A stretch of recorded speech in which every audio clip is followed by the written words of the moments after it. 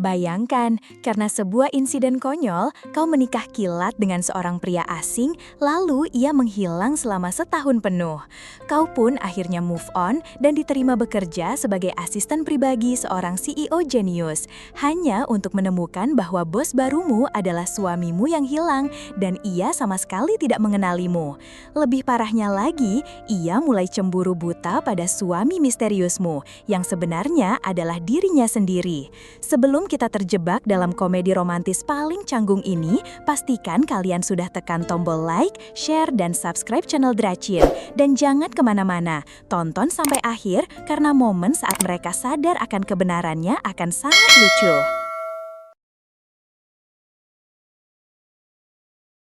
Adrian Adiwangsa menatap jam tangan Patek Philippe di pergelangan tangannya untuk kelima kalinya dalam 10 menit.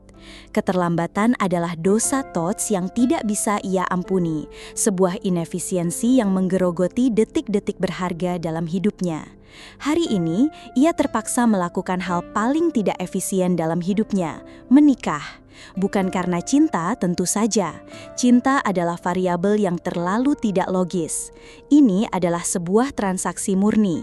Neneknya yang tercinta, satu-satunya orang di dunia yang bisa membuatnya berkompromi, mengancam akan menyerahkan seluruh saham mayoritasnya ke Yayasan Amal jika Adrian tidak menikah sebelum akhir bulan.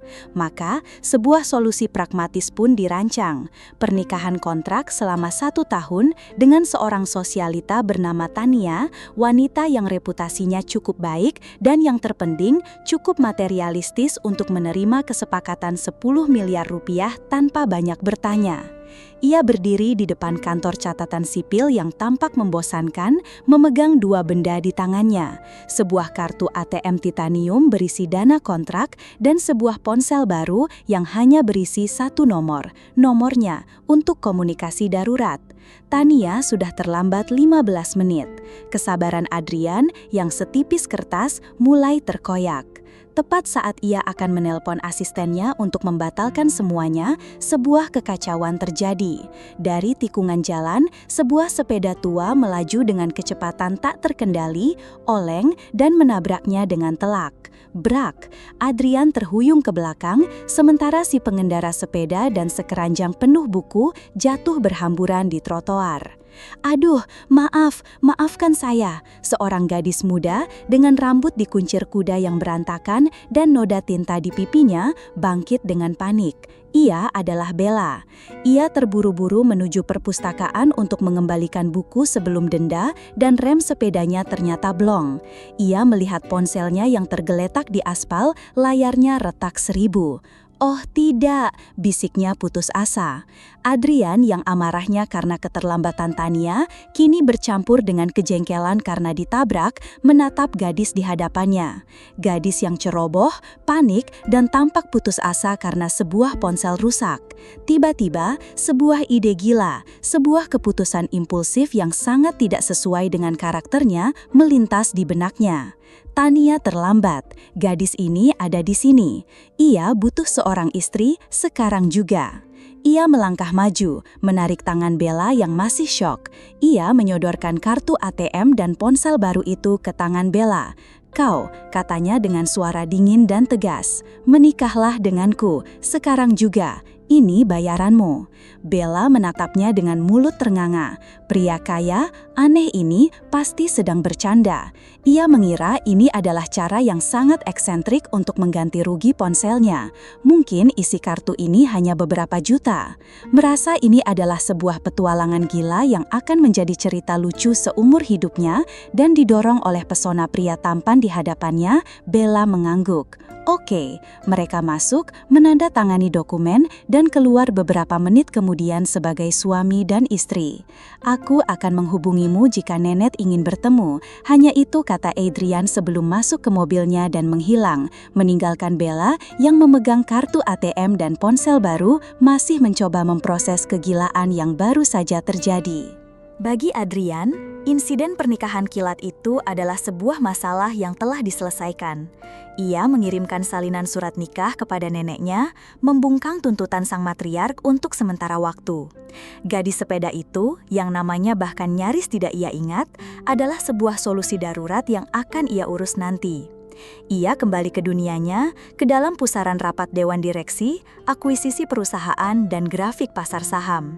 Ia menyimpan nomor ponsel khusus yang ia berikan pada gadis itu di laci mejanya, berencana akan menghubunginya jika neneknya benar-benar memaksa untuk bertemu. Namun, neneknya ternyata puas hanya dengan bukti tertulis, dan Adrian, yang gila kerja, benar-benar melupakan keberadaan istri barunya. Baginya, Bella hanyalah sebuah transaksi yang telah selesai, sebuah file yang diarsipkan di dalam benaknya yang sibuk. Bagi Bella, apa yang terjadi selanjutnya adalah sebuah film horor komedi. Penasaran, ia membawa kartu ATM titanium itu ke mesin ATM terdekat. Saat ia menekan tombol cek saldo dan melihat deretan angka 0 yang begitu panjang di layar, lututnya terasa lemas. 10 miliar rupiah. Ini bukan ganti rugi ponsel, ini adalah jumlah uang yang bisa membeli seluruh blok apartemennya. Kepanikan yang dingin menjalari dirinya.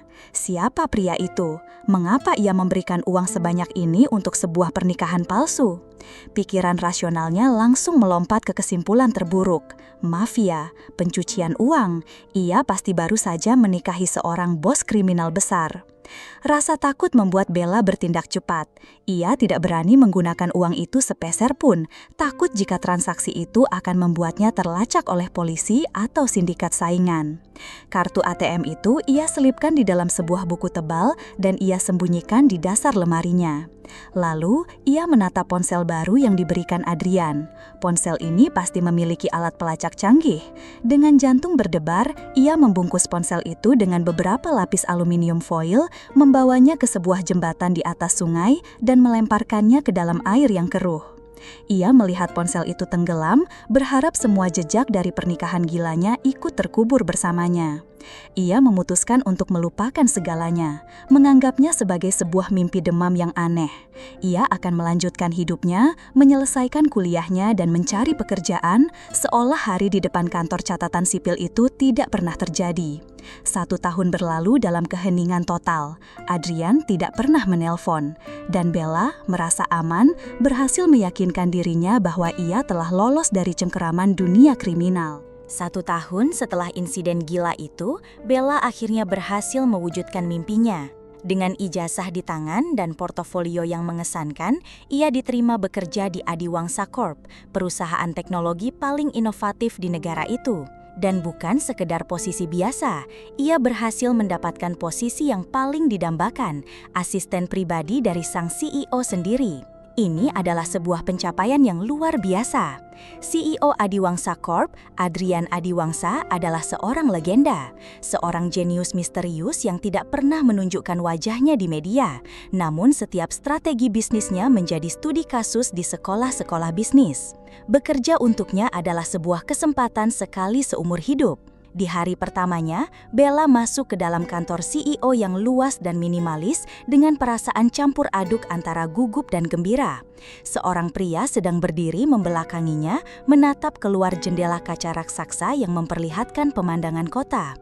Saat pria itu berbalik, senyum di wajah Bella membeku. Pria itu, pria dari depan kantor catatan sipil, suaminya.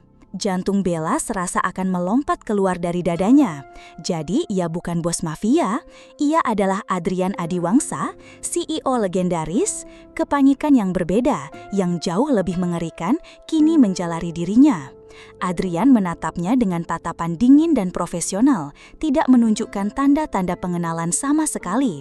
Tentu saja, bagi pria sepertinya, menikahi seorang gadis ceroboh di pinggir jalan adalah insiden sepele yang sudah lama terlupakan. Namun bagi Bella, pria ini adalah suami sahnya. "Selamat pagi, Anda pasti Bella, asisten baru saya," kata Adrian, suaranya datar dan efisien. "Ini jadwal Anda untuk hari ini. Saya harap Anda bisa bekerja dengan cepat. Saya tidak suka membuang waktu." Bella hanya bisa mengangguk kaku, mencoba membuat suaranya tidak bergetar. "Baik, Pak." Maka dimulailah kehidupan barunya yang penuh dengan ironi. Setiap pagi, ia harus menyiapkan kopi untuk suaminya sendiri, mengatur jadwal pertemuan untuk pria yang seharusnya berbagi kalender dengannya, dan memanggilnya Pak dengan hormat. Ia hidup dalam ketakutan konstan, berharap Adrian tidak akan pernah mengingat hari gila itu sambil mencoba menjadi asisten terbaik bagi pria yang tanpa ia sadari masih terikat dengannya oleh sebuah janji suci. Bekerja untuk Adrian adalah sebuah tantangan. Pria itu adalah seorang perfeksionis yang menuntut efisiensi mutlak. Namun, Bella dengan kecerdasan dan kerja kerasnya berhasil mengimbanginya. Ia mampu mengantisipasi kebutuhan Adrian, mengatur jadwalnya yang kacau menjadi sebuah simfoni yang teratur, dan bahkan memberikan masukan-masukan cerdas yang membuat Adrian terkesan. Perlahan tapi pasti, tatapan dingin Adrian pada Bella mulai menghangat. Ia mulai melihat Bella bukan hanya sebagai asisten, melainkan sebagai seorang partner kerja yang sangat kompeten. Dan seiring dengan kekaguman profesional itu, tumbuh pula sesuatu yang lain, sesuatu yang tidak pernah Adrian perhitungkan. Ia mulai memperhatikan hal-hal kecil, cara Bella tersenyum saat berhasil menyelesaikan sebuah tugas sulit, caranya menggigit ujung pulpen saat sedang berpikir keras, dan ketulusannya saat berinteraksi dengan karyawan lain. Adrian, yang dunianya dipenuhi oleh orang-orang yang penuh perhitungan, menemukan sebuah kejujuran yang menyegarkan pada diri asistennya. Ia mulai sering mengajaknya makan siang, bukan untuk membahas pekerjaan, melainkan hanya untuk mendengar ceritanya. Namun, ada satu hal yang sangat mengganggunya. Saat ia mencoba sedikit lebih dekat, Bella selalu menjaga jarak. "Maaf Pak," katanya suatu hari saat Adrian mengajaknya makan malam. "Saya tidak bisa, saya harus pulang, suami saya menunggu." Kata suami itu terasa seperti tamparan bagi Adrian. Suami, gadis secerdas dan semenarik ini sudah menikah dengan siapa? Adrian tidak pernah melihat cincin di jari Bella. Ia mencoba bertanya, namun Bella selalu mengelak. Dia orang yang sangat privat, hanya itu jawaban Bella. Kecemburuan, sebuah emosi yang tidak logis dan tidak efisien, mulai menjalari diri Adrian. Siapa pria misterius ini? Pria macam apa yang membiarkan istrinya bekerja sekeras ini? Didorong oleh rasa cemburu yang irasional, Adrian mulai mempersulit hidup Bella.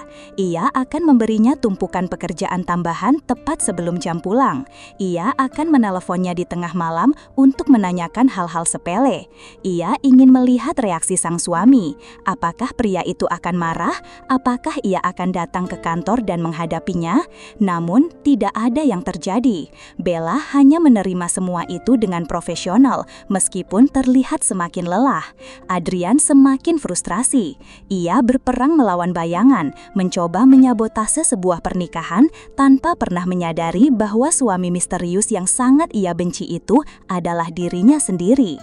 Tekanan dari Adrian menjadi semakin tak tertahankan. Bella merasa seperti berada di bawah mikroskop 24 jam sehari. Bosnya itu seolah memiliki radar khusus untuknya, mengkritik setiap hal kecil, namun juga menatapnya dengan tatapan aneh yang tidak bisa ia artikan. Ia tahu ia tidak bisa terus seperti ini. Status pernikahannya yang menggantung dengan suami mafia yang telah lama hilang itu kini menjadi sumber stres terbesarnya, baik secara pribadi maupun profesional. Ia harus mengakhirinya. Suatu sore, setelah mengumpulkan semua keberaniannya, Bella masuk ke ruangan Adrian. "Pak," katanya dengan suara mantap, "ada hal pribadi yang ingin saya bicarakan." Adrian menatapnya, sedikit terkejut. Saya akan mengambil cuti beberapa hari. Saya perlu mengurus surat perceraian saya." Keheningan menyelimuti ruangan itu. Di dalam hati Adrian, sebuah pesta kembang api meledak. Jadi, gadis ini akan bercerai. Kesempatan yang ia tunggu-tunggu akhirnya datang. Namun di permukaan, ia harus mempertahankan citranya sebagai bos yang profesional. "Oh, hanya itu jawabannya." Mencoba terdengar netral. "Saya turut prihatin. Apakah ada masalah?" "Hanya kesalahpahaman dari masa lalu," jawab Bella samar. "Masalahnya, saya tidak tahu bagaimana cara menghubunginya lagi. Sudah setahun kami tidak berkomunikasi." Adrian harus menahan senyumnya sekuat tenaga. Tentu saja tidak berkomunikasi, ponselnya ada di dasar sungai. Mungkin perusahaan bisa membantu, usul Adrian, berpura-pura menjadi bos yang suportif. Tim hukum kita bisa membantu melacaknya dan mengurus semua dokumennya. Anggap saja ini sebagai bonus atas kerja kerasmu. Bella menatapnya dengan rasa terima kasih yang tulus. Benarkah, Pak? Anda mau melakukan itu? Ia tidak tahu bahwa ia baru saja meminta bantuan pada suaminya sendiri untuk menceraikan dirinya. Tentu saja, jawab Adrian dengan senyum profesional. Segera berikan semua data yang kau miliki tentangnya kepada tim hukum, nama, tanggal pernikahan, apapun. Maka, dimulailah sebuah operasi perceraian paling absurd dalam sejarah. Tim hukum Adiwangsa Corp, salah satu yang terbaik di negara itu, kini ditugaskan untuk melacak keberadaan bos mereka sendiri. Dan Adrian, dengan wajah serius, memimpin rapat tentang bagaimana cara terbaik untuk menemukan dirinya dan meyakinkannya agar mau menandatangani surat cerai. Setelah beberapa hari penyelidikan, tim hukum Adrian akhirnya berhasil menemukan kontak dari suami misterius Bella. Tentu saja, kontak itu adalah nomor pribadi Adrian sendiri. Sebuah pertemuan diatur di sebuah kafe yang tenang untuk penandatanganan surat cerai. Baik Bella maupun suaminya akan didampingi oleh pengacara dari firma yang sama. Sebuah situasi yang sangat canggung bagi para pengacara yang tahu persis apa yang sedang terjadi. Bella tiba di kafe itu dengan perasaan campur aduk. Ia merasa lega karena akan segera bebas, namun juga sedikit sedih karena harus mengakhiri sebuah babak aneh dalam hidupnya. Ia duduk di meja yang telah dipesan, menunggu kedatangan pria yang telah ia nikahi setahun yang lalu. Beberapa menit kemudian, seorang pria masuk ke dalam kafe. Pria itu tinggi, tampan, dan mengenakan setelan jas yang sangat ia kenali. Adrian, bosnya. Bella mengerutkan kening. Apa yang bosnya lakukan di sini? Apakah ia datang untuk memastikan semuanya berjalan lancar? Adrian berjalan lurus ke arah mejanya. Ia tidak duduk di meja lain. Ia duduk tepat di kursi di hadapan Bella. Ia menatap Bella, lalu menatap pengacaranya. "Saya siap," kata Adrian pada sang pengacara. Bella menatap Adrian, lalu menatap pengacaranya, lalu kembali menatap Adrian. Otaknya mencoba memproses informasi yang mustahil ini. "Pak Adrian, apa yang Anda lakukan di sini?" tanya Bella bingung. "Saya sedang menunggu suami saya." Adrian menghela nafas panjang, seolah sedang mempersiapkan diri untuk sebuah ledakan. Ia menatap lurus ke mata Bella. "Bella," katanya pelan, "akulah suamimu." Keheningan. Lalu Bella tertawa, tawa yang sedikit histeris. "Lucu sekali, Pak, tapi ini tidak lucu." "Aku tidak bercanda," kata Adrian, wajahnya sangat serius. Ia kemudian menceritakan semuanya. Tentang neneknya, tentang pernikahan kontrak yang gagal dengan Tania, tentang insiden sepeda, tentang kartu ATM, dan tentang ponsel yang ia berikan. Setiap kata yang keluar dari mulut Adrian membuat wajah Bella semakin pucat. Jadi, pria yang ia kira bos mafia adalah bosnya sungguhan. Pria yang ia hindari selama setahun adalah pria yang ia temui setiap hari. Dan suami misterius yang dicemburui oleh bosnya adalah bosnya itu sendiri. Kesalahpahaman itu begitu besar, begitu berlapis-lapis, begitu absurd, hingga Bella tidak tahu harus marah, menangis, atau tertawa. Ia hanya bisa menatap pria di hadapannya, pria yang merupakan bosnya, suaminya, dan orang asing sekaligus. Setelah badai kebenaran yang canggung di kafe itu, mereka memutuskan untuk menunda perceraian. Ada terlalu banyak hal yang harus mereka proses. Keesokan harinya di kantor, suasana di antara mereka begitu aneh hingga para karyawan lain bisa merasakannya. Bella tidak tahu harus memanggil Adrian apa, Pak, Mas, atau sayang. Adrian juga sama bingungnya. Ia tidak tahu harus bersikap seperti bos atau seperti suami.